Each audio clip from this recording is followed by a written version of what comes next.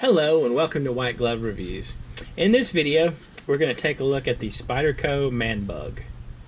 And the Manbug is one of their smaller knives, and it feels to me like it's more of a keychain knife than anything else, especially the traditional one.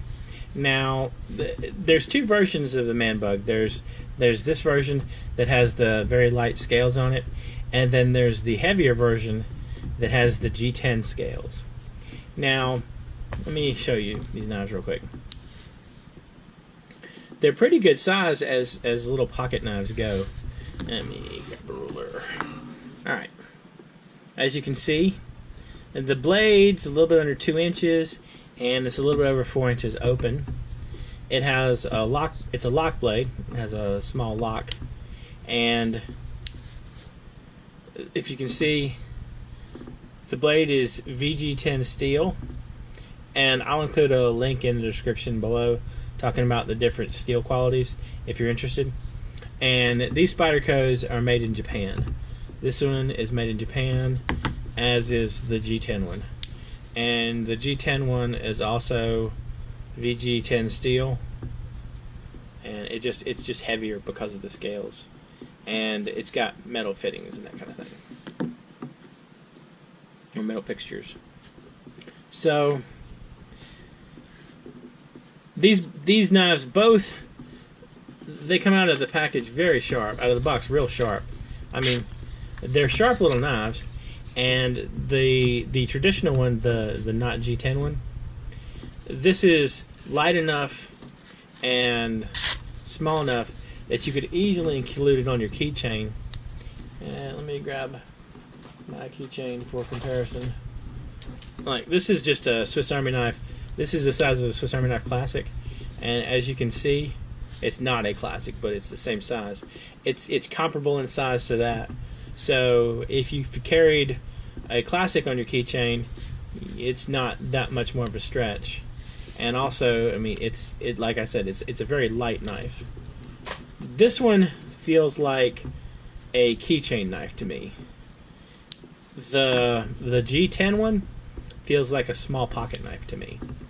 This one, weight-wise, it feels like the weight you'd want for a small pocket knife actually in your pocket.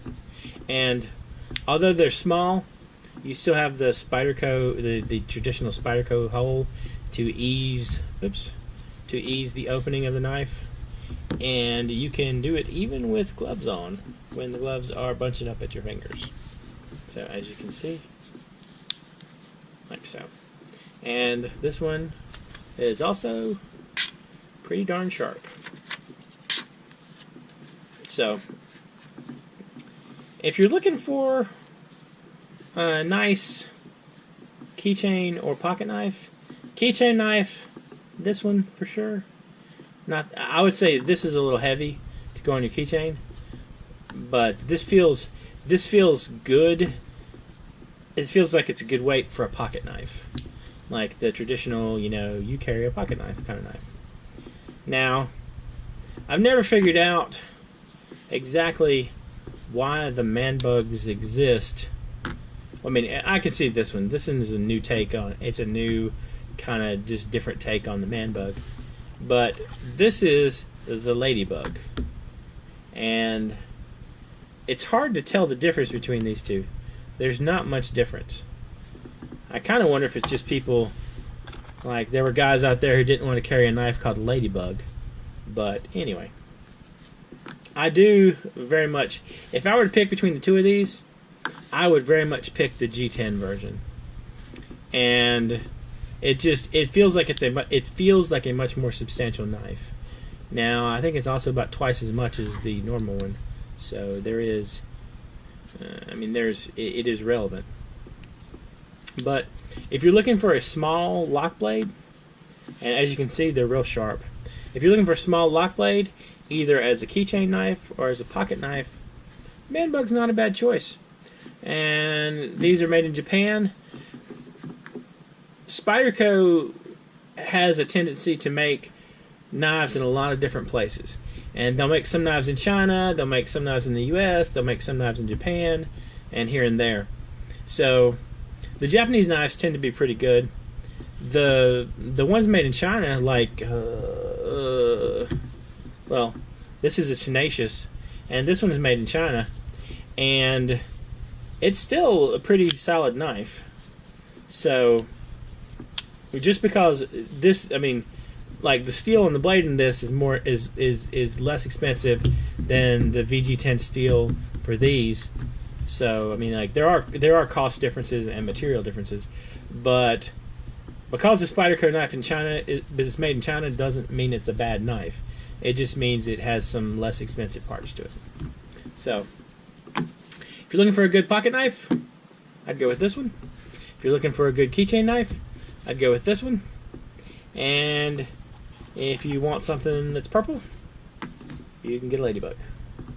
So I still don't get why there was a need for the Manbug after the ladybug.